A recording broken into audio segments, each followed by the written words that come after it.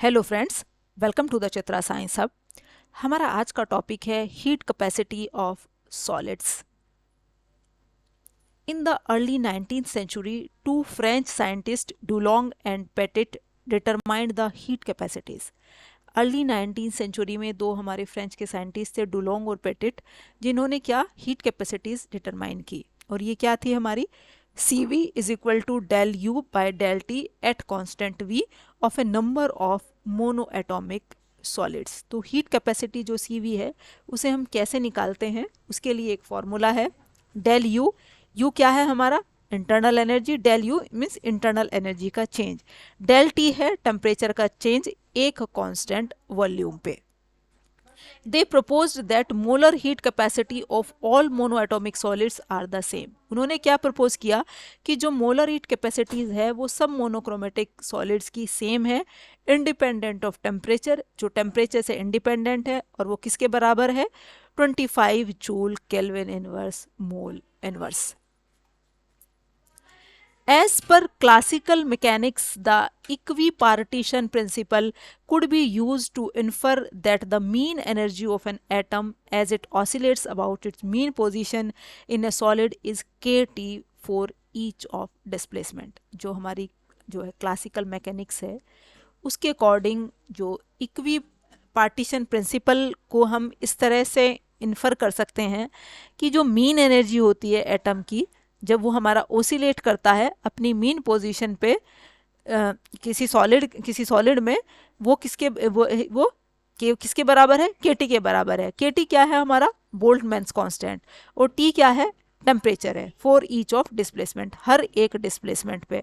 मतलब क्या हुआ कि जो हमारा इक्वी पार्टीशन प्रिंसिपल है उसे हम इस तरह से इंटरप्रेट कर सकते हैं कि जो मीन एनर्जी है एटम की जब वो ओसिलेट करता है अपनी मीन पोजीशन में एक सॉलिड, मतलब एक सॉलिड में हमारा, तो वो हमारा हर डिस्प्लेसमेंट में वो किसके बराबर होगा मीन एनर्जी केटी के बराबर केटी के क्या है बोल्ट्जमैन कांस्टेंट है, टी टेम्परेचर है।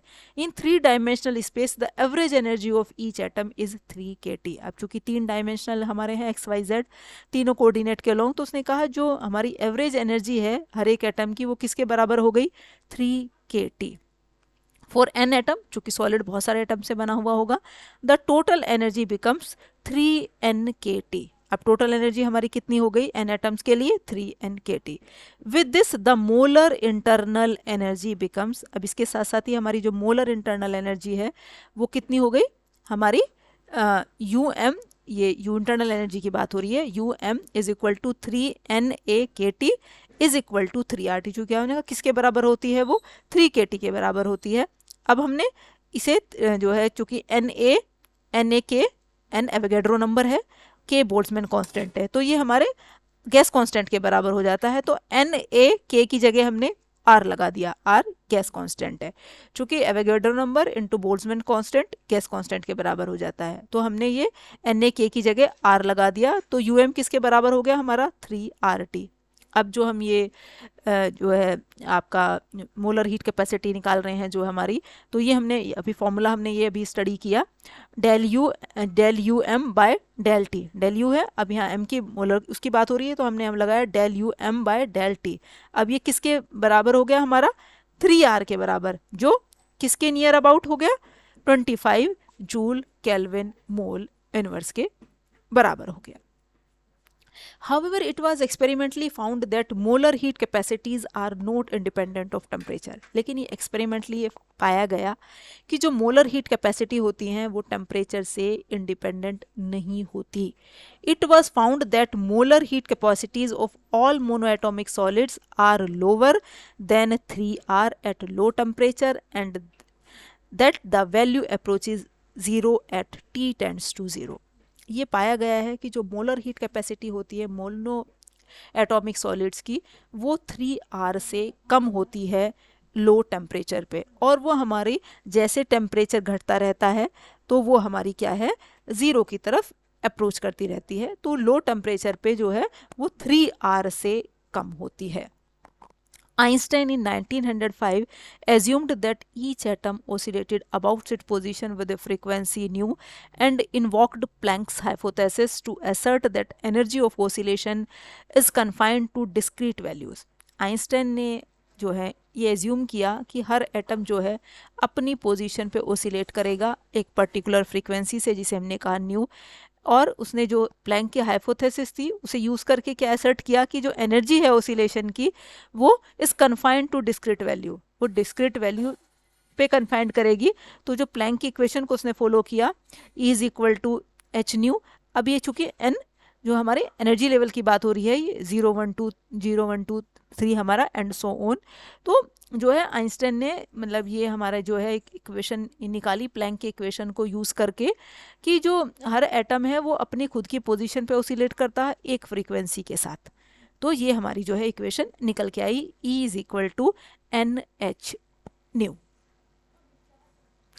Einstein calculated the total molar internal energy of the solid and obtained the following expression. Einstein ने total molar internal energy solids की calculate की और ये एक expression निकाली, CVM is equal to 3RF, जो हमारी वेरी करती है कहाँ, 0 से लेके 3R। चूँकि हमने अभी पढ़ा कि जैसे टेम्परेचर कम होता है वो 3R से कम होती, 3R से कम होती रहती है, तो 0 से 3R के बीच में होती है, जहाँ पे एफ की वैल्यू क्या है, थीटा वी बाय टी का होल स्क्वायर, थीटा ई की power theta V by T upon e की power theta V by T minus के 1 का whole square is equal to F T.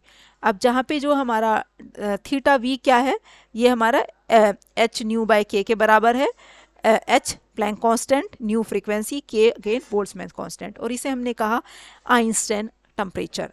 Einstein temperature expresses the frequency of oscillation. Einstein temperature क्या बताता है, oscillations की frequency, frequency of oscillation of the atom as function of temperature. Means जो है oscillation की frequency का temperature पे, temperature का ओसिलेशन की फ्रीक्वेंसी पे क्या इफेक्ट होता है, तो उसे एक्सप्रेस करता है हमारा आइंस्टाइन टेम्परेचर। मतलब फ्रीक्वेंसी ऑफ ओसिलेशन किस तरह से हमारी टेम्परेचर से अफेक्ट होती हैं। तो ये था हमारा आज का टॉपिक। Thank you.